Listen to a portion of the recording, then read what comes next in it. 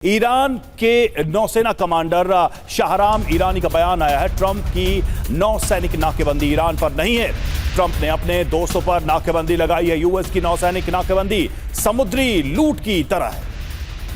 और रजीम चेंज पर ईरानी दूतावास ने जारी किया है वीडियो में ट्रंप और नेतन्याहू का उड़ाया मजाक। 3 दिन में आप रजीम चेंज करने वाले थे। जिम्बाब्वे में ईरानी दूतावास ने जारी किया है वीडियो। और नाकेबंदी जारी रही तो हॉर्मुज खुला नहीं रहेगा। हॉर्मुज पर नियम जमीनी स्तर पर तय होंगे। कालीबाफ का ये बयान है। हॉर्मुज को लेकर कालीबाफ ने कहा है कि जो ग्राउंड रियलिटीज हैं उनको लेकर ही शर्तें तय होंगी, नियम तय होंगे। अभी हॉर्मुज में नाकेबंदी जारी रहेगी, ये खुला नहीं है।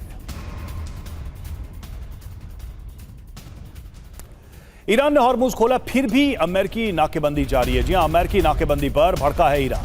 नाकेबंदी का जवाब देंगे, ये ईरान कह रहा है। यूएस की नाकेबंदी खतरनाक है। नाकेबंदी के खिलाफ कदम उठाएंगे, ये ईरान कह रहा है।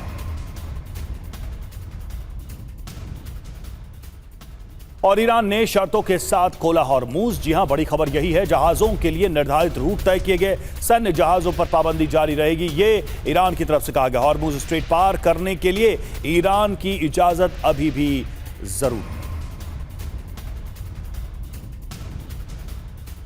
तो साफ है कि हॉर्मुज पर ईरान के तेवर बरकरार है। जहाजों से टोल वसूली जारी रहेगी, यह भी ईरान कह रहा है। दुश्मन देशों के जहाजों पर कंट्रोल रहेगा। हॉर्मुज स्ट्रेट से गुजरने के लिए इजाजत जरूरी, ये ईरान ने कहा।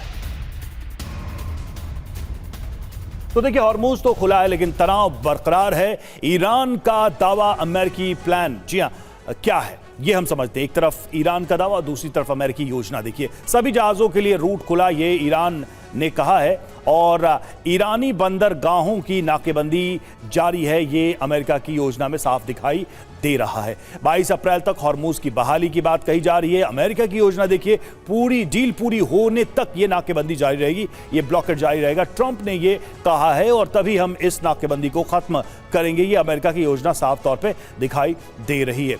ईरान की बात करें तो ईरान ने साफ तौर पे कहा है कि जमीनी जो शर्तें, जमीनी कंडीशन है, उसी के हिसाब से नियम बनाए जाएंगे। जहाज़ों के लिए ईरानी इजाज़त अभी भी ज़रूरी है। ओपन होने के बाद भी अमेरिका कह रहा है कि शर्तें पूरी होने तक ईरानी जहाज़ों पर हम शिकंजा बनाए रखेंगे। सीधे चलते हैं मनीष के पास। मनीष, हॉर्मुज तो कहीं इस वॉर के प्लान में था भी नहीं, लेकिन अब सारी बातचीत ऐसा लग रहा है कि इसी के इर्द गिर्द घुमा कर की जा रही है। इजराइल के जो ऑब्जेक्टिव्स हैं वो टेबल पर कहाँ हैं?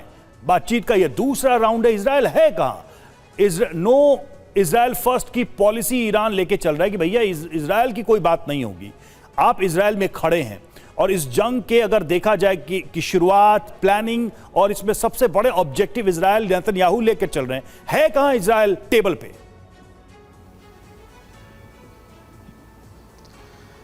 देखिए, इजराइल नहीं रहकर भी मौजूद है और ये बात ईरान खुद मान रहा है कि जिस वक्त इस्लामाबाद में बातचीत हो रही थी तब भी लगातार अमेरिकन डेलीगेशन प्रधानमंत्री नेतन्याहू के साथ बात कर रहे थे और इजराइल के दबाव में ही बातचीत होते होते ख़त्म हो गई थी। ये बात ईरान भी कह रहा है। बड़ी बात यह है कि देखिए, ईरान और इजराइल के बीच की अदावत ना तो नई है और ना ही ख़त्म होने वाली है। तो वैसी स्थिति में जब ईरान ये कह रहा था कि हम इजराइल को मिटा देंगे और इजराइल कह रहा था कि हम ईरान को मिटा देंगे, तो 40 दिन के जंग में दोनों में से कोई किसी को मिटा नहीं पाया। लेकिन बस हुआ यह है कि ईरान वो ईरान नहीं है जो 28 फरवरी को था। ये बात भी सही है कि डिप्लोमेटिकली या फिर कहीं परसेप्शन में ईरान ज़्यादा ताकतवर दिख रहा है, लेकिन हकीकत में ईरान की सेना को, ईरान की संसाधन को काफ़ी नुकसान पहुंचा है। और यही वजह है कि अदरवाइज़ आप सोचिए कि ट्रंप के इतने बयानों पर तो ईरान कहता कि आज से मैं तुम्हारा कॉल ही रिसीव नहीं करूंगा, लेकिन उसके बाद भी ईरान की डेलीगेशन लगातार बातचीत कर रही है। तो वो इसीलिए कर रही है क्योंकि ईरान अफोर्ड नहीं कर पा रहा है अब नया जंग करना, और ये एक हकीकत है जिसको ट्रंप समझ रहे हैं। और आप देखिए कि सारे तुरूप का लेकिन मेरा सवाल यही था कि इजराइल के लक्ष्यों का क्या होगा, इजराइल के ऑब्जेक्टिव्स का क्या होगा?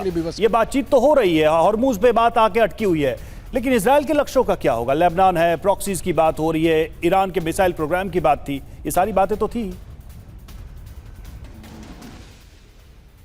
बिल्कुल सही कहा आपने। और इजराइल के लक्ष्यों का यही होगा कि फिर अचानक एक दिन ईरान में कोई बड़ा असैसिनेशन होगा, फिर से जंग शुरू हो जाएगी।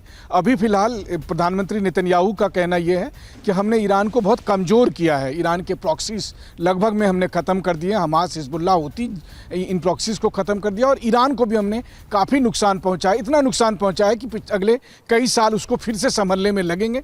और इस बीच हम और आप दोनों जानते हैं कि इजराइल का जो स्टाइल है ईरान के खिलाफ, देखिए ये अगर किसी ने उम्मीद की है कि अब शांति स्थापित होगी तो हरगिज नहीं होगी, बल्कि ये आप कह सकते हैं कि ये तूफान के आने की पहले की शांति है कि दोबारा जो जंग शुरू होगा। पिछले साल भी तो सीज फायर हुआ था 12 दिन के बाद, फिर मैं 1 साल भी नहीं हुए 40 दिन हम लड़े, फिर आप मान के चलिए अगले कुछ हफ्ते, कुछ महीने या 1-2 साल के अंदर आपको फिर से वही बड़ी जंग दिखाई देगी जो इससे भी ज़्यादा भयानक होगी।